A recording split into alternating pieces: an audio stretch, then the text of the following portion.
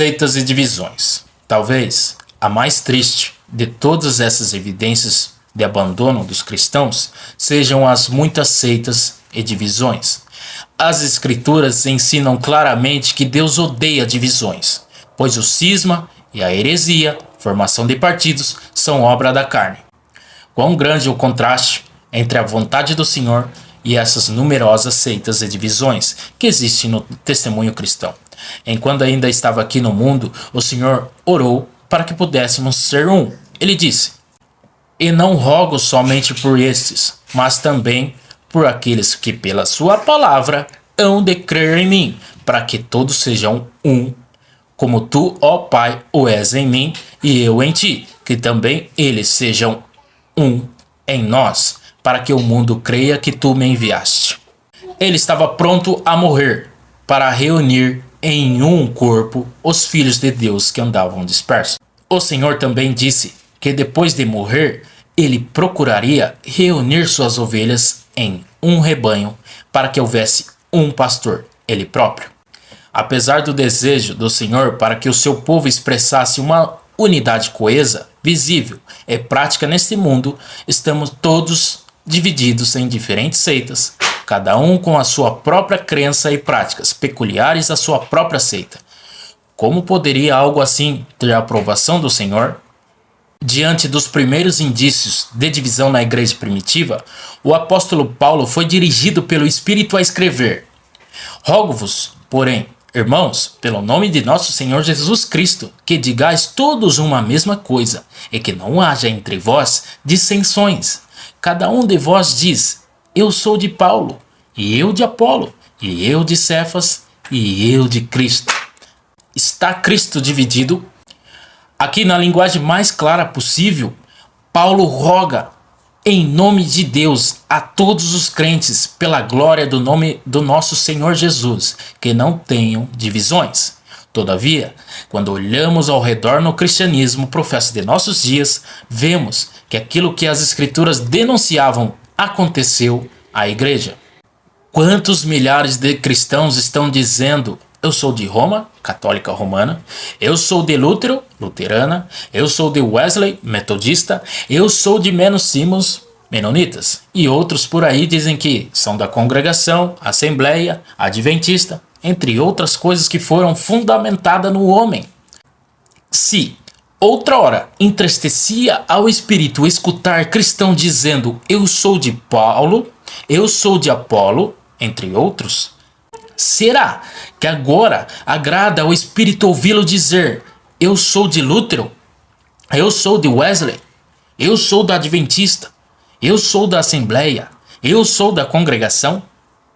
Se naqueles dias do princípio da igreja isso foi denunciado como carnalidade, poderia a mesma coisa ser hoje chamada espiritualidade? As muitas denominações colocaram de lado a ordem de Deus para a adoração e o ministério, e também para o governo da igreja. Estabeleceram uma ordem própria, completa, com todos os seus credos e regulamentos eclesiásticos. E ao agir assim, criaram uma triste divisão na igreja. O Senhor Jesus ensinou seus discípulos a orar. Ele disse: "Seja feita a tua vontade, assim na terra como no céu." A pergunta que fazemos é: haverá divisões sectárias no céu? Todos os cristãos serão unânimes em concordar que as divisões desaparecerão quando estiverem lá.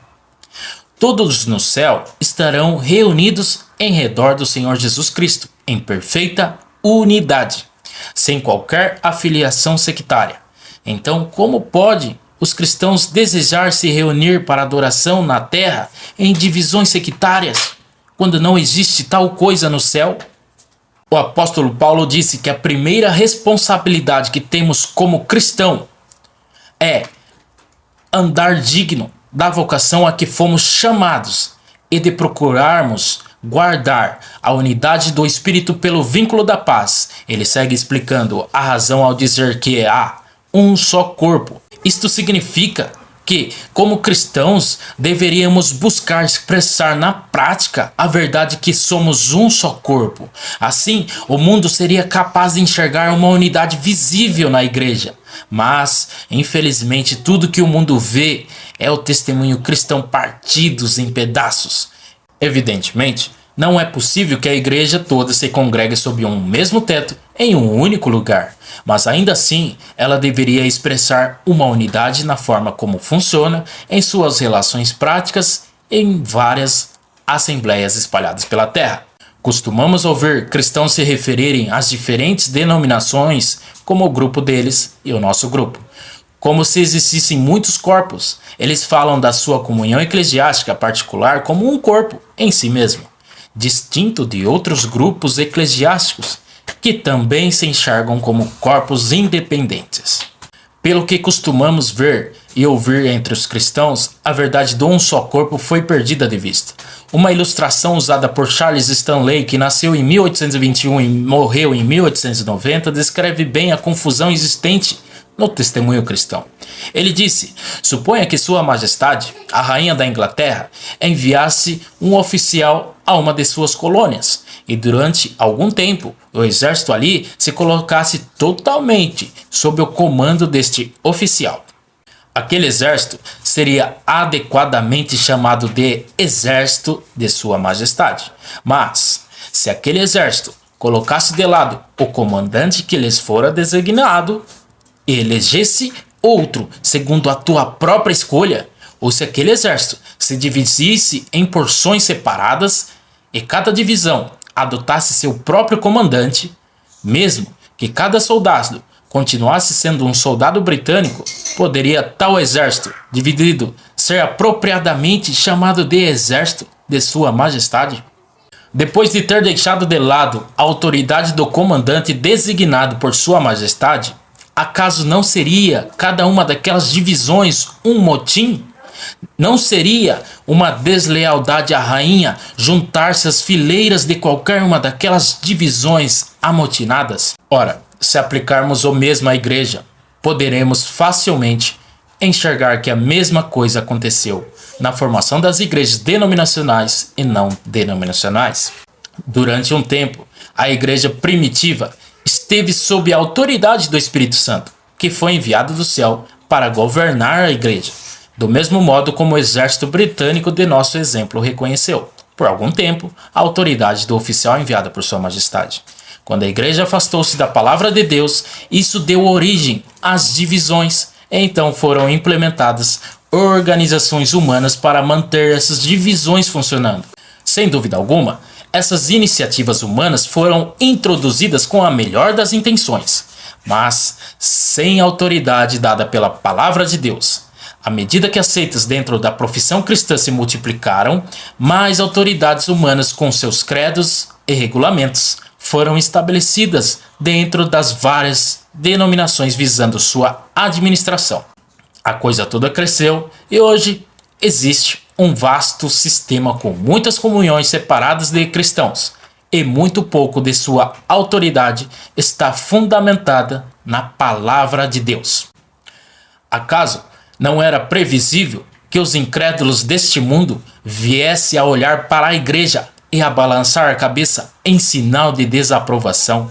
Se perguntarmos a eles por que não creem no Evangelho, costumam usar como desculpa para rejeitarem a Cristo o estado dividido e confuso da cristandade, com as suas muitas vozes conflitantes.